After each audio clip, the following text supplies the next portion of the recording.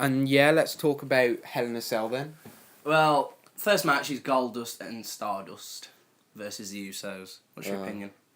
Well, Golden Stardust stupidly turned heel for no reason at all. They just... See, I like the whole Stardust character. I'm actually being, you know what I mean? I like how Cody Rhodes actually becomes something which is a bit more watchable. Yeah, well, I don't know. I think Cody Rhodes could have gone places back at Money in the Bank when he should have got the championship, but the briefcase, but they gave it to Sandow, didn't they? And I think giving it to Sandow and then having him lose it was terrible for his character. See, because now he's in a leotard.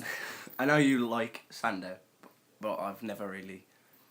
I don't know. I think he's just another character that WWE brought in and made into more of a so-called joke character. Like Santino and like Santino. Kozlov. I actually they think turned Kozlov into a joke. Remember? See, Santino Marella. He was in what elimination chamber was he in?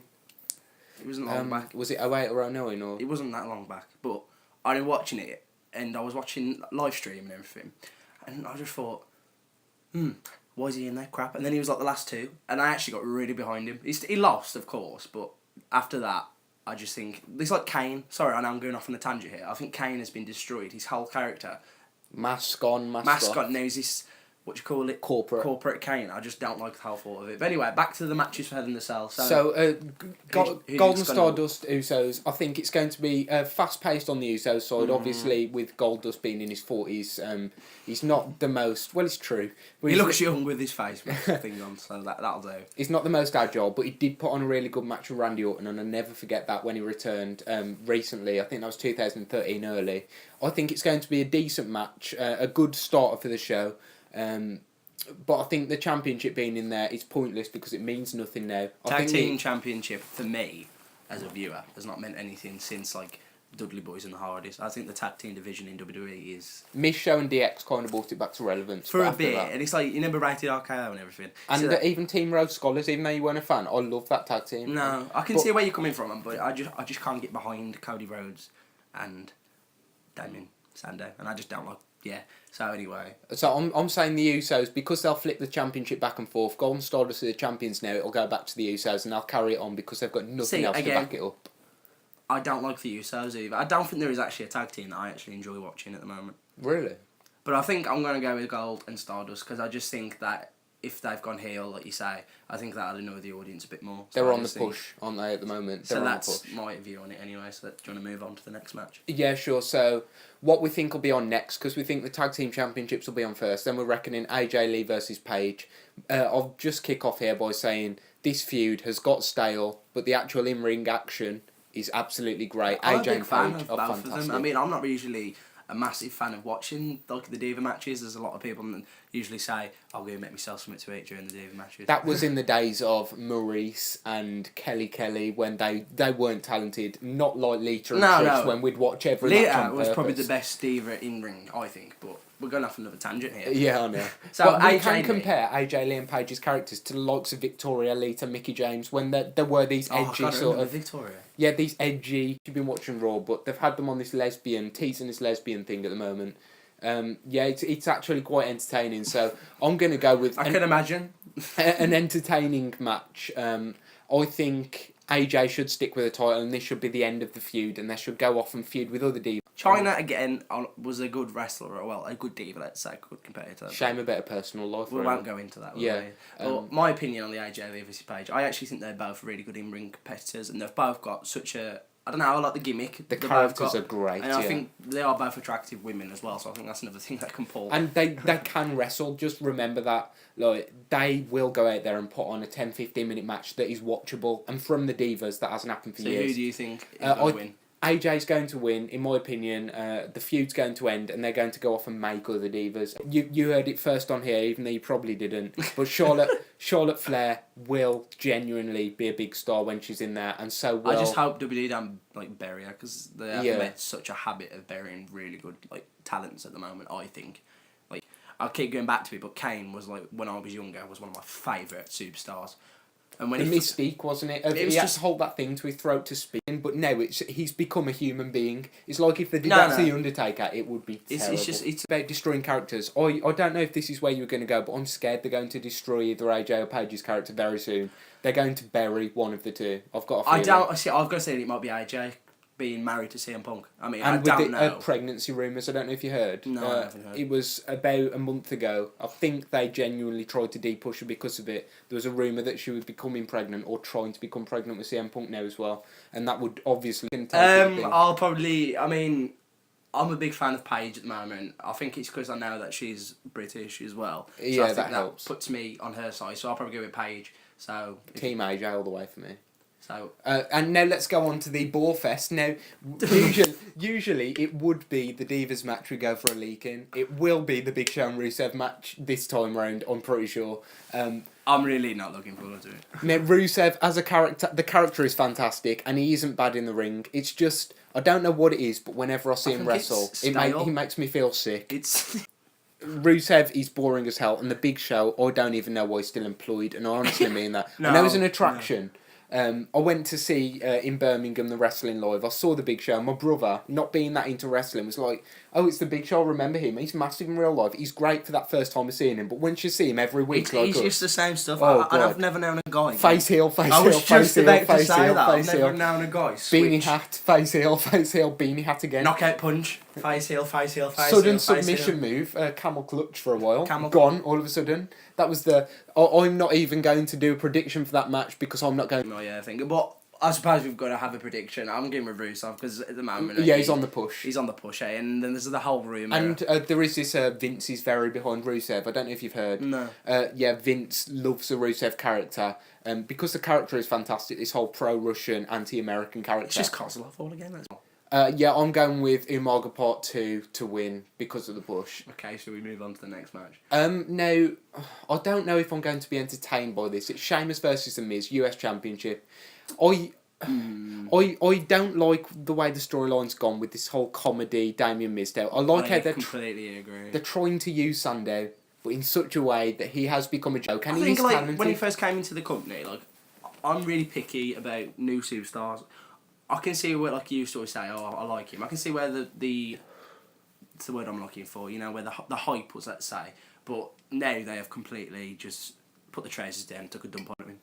They have. When I showed you, because you hadn't watched Raw for a while, I came round and I showed you the video when he came out in a leotard as Fandango's new dancer, and I thought they have buried Damien Sandow. He's gone from winning Money in the Bank and everyone being behind him, even people who weren't fans of him, just to beat Cena for the title.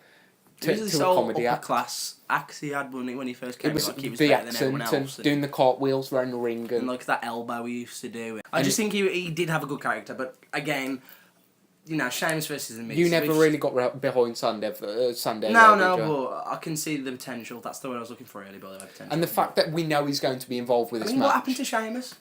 He came in as this massive superstar, beat Cena, and he became the champion. Boy, apparently a shoot finish, wasn't it? Fell off the rope through a table. I believe it was a shoot after reading more into it, yeah. So it was Sheamus was meant to win, but not in that fashion. And it was the idea that Cena was on the rope and Sheamus had fell backwards, placed his hand on Cena and put enough force on just to knock him off the turnbuckle. It was a really bad ending. And it was an awkward fall through a table. I guess it's on both of their parts, the mistake. No, but I mean, I personally think he was put in the big picture as Sheamus too soon. These big guys, they come in, they win a few matches against jobbers or people that people don't care about. Yeah. The only one I can say's worked on that was Brock Lesnar when he came and wrecked Spike Dudley and he did 3 power bombs, demolished everyone. We'll get on to Brock Lesnar in a bit. I've got so many mixed opinions. Yeah, but what we're saying about Sheamus is it's another big guy, I think, that has just been wrecked. They can revive Sheamus though because of his age. I remember his first ever match, and it was against a jobber, and he completely demolished him.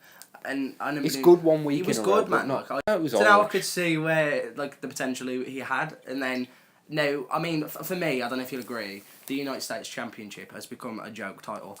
Back in, I think the last person to have it in my mind, and I don't even like the guy Benoit that for much. me an MVP. I was going to say John Cena when he turned into a spinner belt. It was just after that for me because I enjoyed the feud with I think it was Benoit and Orlando Jordan, and then there was MVP and Matt Hardy had a good feud over it. Whereas that's what annoys me with the Miz, and this is why I think Sheamus should keep the title. I know the Miz was in Tough Enough. Yeah, but the Miz was in Tough Enough because he was already famous from an MTV reality show, remember? The fact that he just, he came into the spotlight, he's been thrust down our throats, he's like a really bad John Cena, and don't get me wrong, Cena isn't even bad in the ring, it's just that his character shoved down our throats. Stale. The Miz is stale himself. This Damien Mizdow thing was a way of trying to reinvigorate him in this whole movie deal. I hate the Miz's character. I don't even like Sheamus, but I think he should win just to try and advance his character and I'll bring it probably back. with you on that one, to be honest. So Sheamus, you're saying as well? I think so, but no, I don't know. I don't think I'm going to go with Sheamus, but I think it's going to be close. Okay, let's move on to the next one. Now, I'm saying, and this is honesty, between the Big Show and Rusev match and what we think will be after the Sheamus and Miz match is Brie Bella and Nikki Bella. I'm saying there's long enough past that we can go for another urination, maybe. Because Brie and Nikki Bella, they are terrible in the ring. Is this like one of I can't remember the last time there was a pay-per-view with two divas, like diva matches. They're trying to bring up the diva division because NXT is so strong on them, I think. That seems to be the idea, that they're priming the division. See, the thing is about this match, I don't know if you'll agree with me on this, the stipulation is so stupid. The loser must become the winner's personal assistant for 30 days.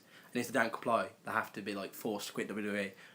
I think they're trying so hard to pull in people to get behind the divas, like this divas match in particular. And it's just Brie, isn't it? Because if they want to really do something with this storyline, they should keep it going. And I know this sounds bad, but hear me out. Keep it going until Daniel Bryan is 100% clear to wrestle, and then bring him back into this storyline to defend his woman. And but I think that's just making him weaker. No, because, hear me out on this, it'd be perfect. I know it's never going to happen, but have these kind of storylines build up in my head. It would be great because Nikki Bella is real life married to John Cena as well. It would be perfect to have John Cena turn heel, but it'll never happen. It's never going to happen, let's be honest. They're making too much money off that guy to turn him heel. John Cena heel feud with Daniel Bryan face would be the biggest heat gainer in WWE history. I'm sure there's so many. Like when we was talking about how Cena is the big money maker for WWE because of all the merchandise. When I look into the crowd at Raw now, I don't see that many as much Cena shirts. I see more Brock Lesnar shirts. I'm a Paul Heyman shirts. Daniel Bryan and also Bo Leave. Which is funny because Bo Dallas, some would argue is a tweener, but he is a heel character. And also Brock Lesnar is a heel character, and that tells me one thing: the audience is maturing to see heels over faces. I think CM Punk, even though he was technically a face, he demolished the universe in his interviews. He said how terrible they all were with the autographs and all that. And how many CM Punk shirts did you see? Exactly. And they're still champions now. Yeah? That's what I'm saying. So we didn't even want to really talk about the Brie and Nikki Bella match. As you can tell. I don't care. I don't care. I don't even know. I have to say, just from me, I have been following it. I know you skip past this bit of Raw with Brie and Nikki Bella because most people do. But I have been following it, and it would only make sense for the face, Brie Bella, to win the match and have Nikki as a servant and get her to do horrible things for a month. It would just be funny that... With Brie, we'll move on quickly. Yeah, let's go, Brie. Right, John Cena, Randy Orton. No, don't get me wrong.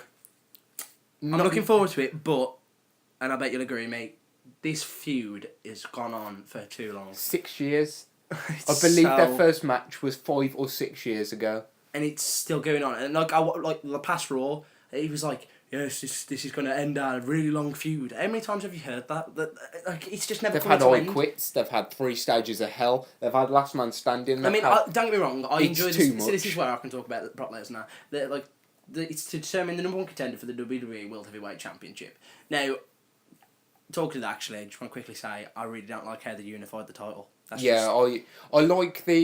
I kind of like the principle before they did it. I thought this will be something new, something interesting, but all it's done is a lot of the talent that should be holding a title. For example, if Edge was around now, he wouldn't have a belt to hold because they wouldn't put it on just Edge, would they? They'd still have John Cena or Brock Lesnar, or Edge wouldn't be a champion. He'd be United States, and that'd be horrible. I just don't like what the WWE have done with the title. I mean, Brock Lesnar, I love watching him wrestle. Well, wrestle, he doesn't even wrestle, does he? Let's be honest. But I like him as a character. I like him as a performer. But I just think putting a title on someone who hardly even shows. He's not even at this pay-per-view.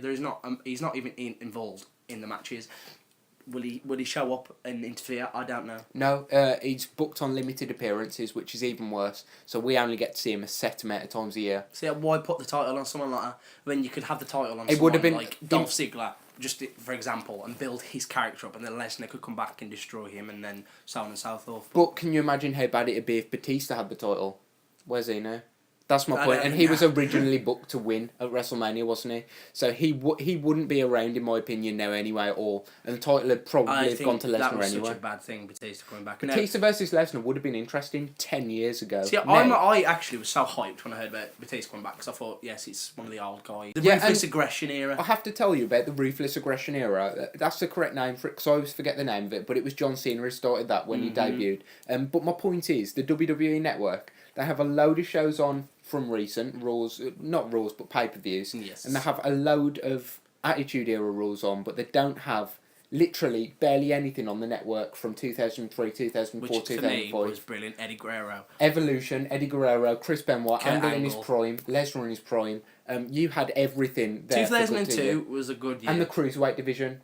That's never another thing we forget could talk about, but I think we'll save that for another video. But we're going to go back onto this, John Cena versus Randy Orton. I'm not. You say you're looking forward to it. I'm not. At I'm all. not like looking forward to it like, oh my god. It's not my favourite match on the match card. Hell in the Cell in the PG era. I hate how they're like, oh, it changes people's lives and all this. Yeah. It doesn't, because when was the last time someone got busted open in Hell in the Cell? I know, like in PG, blood's banned. That's and what stuff, I but remember it's just- legitimately. And this was proper bleeding.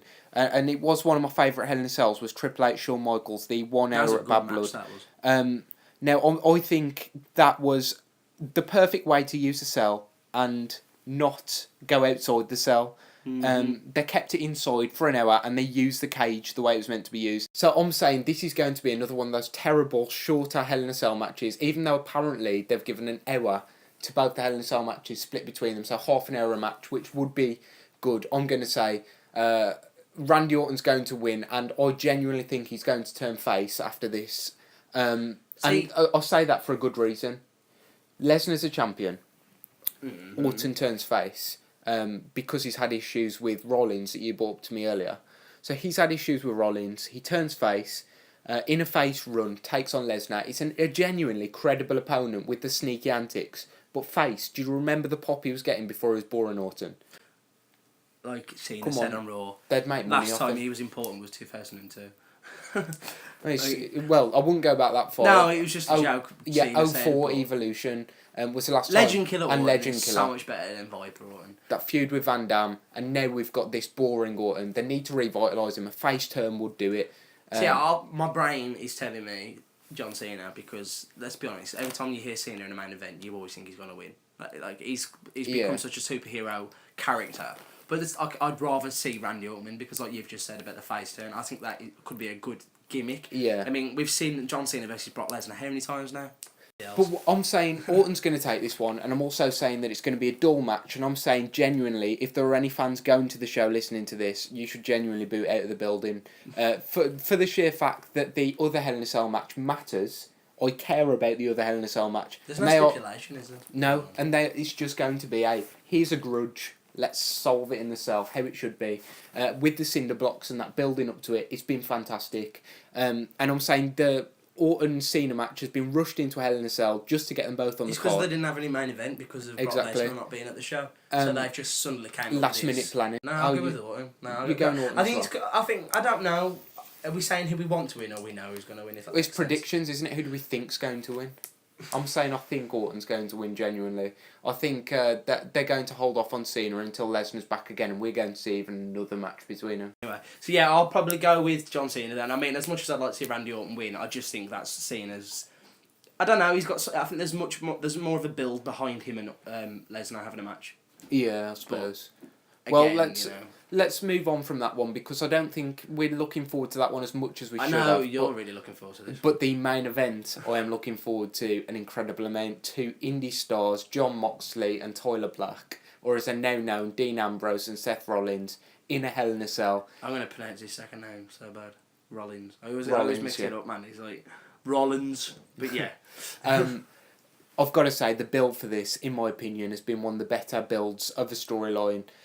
Just from me watching, I really get behind both characters. I love the horrible corporate Seth Rollins, and he is talented. He's doing Kane's job well, basically. Being the corporate yes man. Very, very good in ring.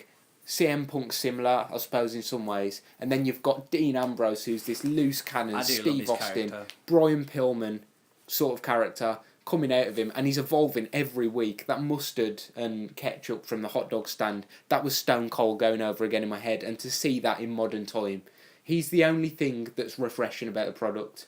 I don't care who wins, I've got to say this up front, as long as they give me half an hour at least of amazing wrestling, which I really think But we it's going to got be. treated to a little hint of what Hell in a Cell is going to be like. Brawl and like Ambrose, kicking Rollins, sorry if I got that wrong, into the cage. You know what I mean? So I think he's got a lot. I like his moveset, if that's right to say. I mean, I don't like his finisher. I think they could do a lot more. They did a double arm DDT. That's his finisher. I think that's better now than because his last one was similar. Skull crushing for now. It's similar to that. His other finisher was, and now he's got the. It was originally Drew McIntyre's finisher, wasn't it? Future Shock DDT. That suits him better. I can't remember what it's called.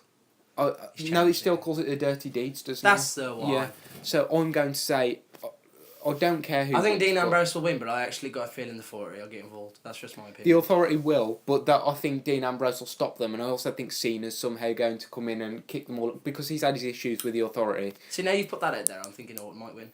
I'll stick with Cena, because it makes it more of a competition thing. Let's face facts. Cena's not going to turn heel, but Orton definitely should turn face. And In I my just opinion. think Cena will actually get involved in the main event, Dean Ambrose, Seth Rollins, and I think that is how they're going to make John Cena more of a draw at the pay-per-view, because let's be honest, they don't like it when Cena's not in the picture, that's all I'm saying. Well, I've got to say how we can kind of hint at Cena getting involved, that Seth Rollins tried to cash in Money in the Bank on Brock Lesnar after the screwjob finish at the last pay-per-view. Was it It was Night of Champions, wasn't it? Or was it... I forget, there's so many go by. But because Rollins tried to cash in and Cena stopped him, I've got to say that there's a little bit of beef there that Cena's got with the Authority and specifically with Rollins. And when Rollins tries to cheat, I think Cena and Ambrose have this love-hate relationship where they both just want to kick Rollins' ass. That it's going to occur. Cena is going to stop the Authority, and I honestly don't mind who wins. Authority thing's gone on way too long, personally. We need to do a video on the Authority specifically. I just think it's milked, man, and that's one thing WWE seem to be doing so much. Milking storylines, milking characters. I mean, yeah, I understand John Cena being a big drawer of money, but come on, this gimmick, how long's he been the way he is now? I mean, the last time Cena was interesting for me... The rap battles? Yeah, you know what I mean? When he had that, he came back as his... when he did the comedy against The Rock. Against The Rock, and he came out to the... So, you think, I think the build-up to that match was really good, though, and they need to do something similar. And it was like once-in-a-lifetime opportunity, 1 year later. Let's do it again. Yeah, end of an era. But they both still wrestle. That was with The Undertaker and Triple H there.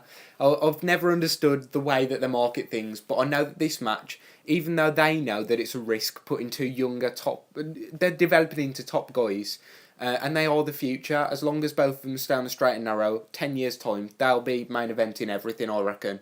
I'm going to say... even though I don't care who wins, I'd love to see Ambrose win just for the fact that his character is so good, and I'd love to see an Austin-like push, but I think they're going to build up to Ambrose title win eventually, Daniel Bryan style. I think if Ambrose wins, they'll end that storyline, but I think if Seth Rollins wins, I think the storyline will continue. That's just my opinion on it, because I don't think Dean Ambrose is... They've got his character as if one not to give up, a bit like Cena, you know what I mean? But I'll probably go with Dean Ambrose as well, because I think like he's had so much, let's say, trouble with like the cinder blocks and stuff. Yeah. I don't know, I just think it'd be nice to see He's being bullied, but he doesn't care. That's what I love about Dean Ambrose. He's being bullied, he's had his head put through cinder blocks. He had his head kicked in by everyone in the Authority, but he just doesn't care. He wants to kick ass, and I love that character. I do think Cena's going to like interfere. I think him and Ambrose are going to be raising arms at the end, and that'll be the end of the pay-per-view. I can actually vouch on that. I think something similar will happen. So you've heard it here first, people. We think that's what's going to happen in the main event. I mean, I don't know if that's what I definitely want to see, but it's something I can definitely imagine happening. I mean... Well, there's our views on the recent WWE and the Hell in a Cell pay-per-view specifically. A lot of ideas, like future videos, we'll be talking about Attitude Era. I know something that I'd like to discuss about is Randy Orton's character, Legend Killer and the Viper.